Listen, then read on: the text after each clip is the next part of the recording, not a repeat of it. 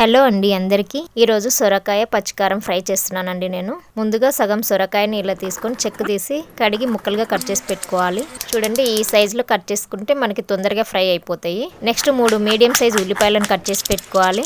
అలాగే మనం తినే కారాన్ని బట్టి పచ్చిమిరపకాయలు, కొన్ని వెల్లుల్లి. మెయిన్ ఈ ఫ్రైకి పచ్చి కొబ్బరి వేస్తే చాలా టేస్టీగా ఉంటుందండి.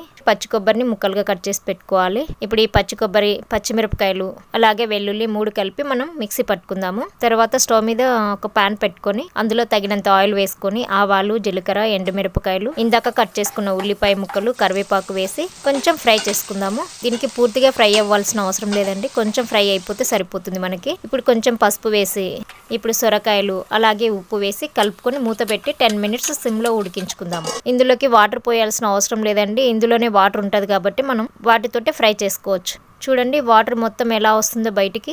ఇదంతా డ్రై అయిపోయే వరకు మనం ఫ్రై చేసుకుందాము. ఆల్మోస్ట్ సొరకాయ ఫ్రై అయిపోయింది మనకి. ఇందాక మిక్సీ పట్టుకున్న మిశ్రమాన్ని ఇందులో వేసి కలుపుకుందాం.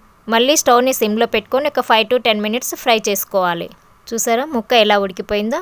నాకు కొంచెం ఉప్పు సరిపోయినట్టు అనిపిస్తలేదండి, అందుకే కొంచెం ఉప్పు వేస్తున్నాను. మళ్ళీ నూనె పైకి తేలే వరకు మనం ఫ్రై చేసుకోవాలి. లాస్ట్లో కొత్తిమీర వేసి దింపేసుకోవడమే. ఇది లంచ్ బాక్స్లోకి, వైట్ రైస్లోకి, చపాతీలోకి కూడా చాలా బాగుంటుందండి. మీరు కూడా ఒకసారి ట్రై చేసి చూడండి.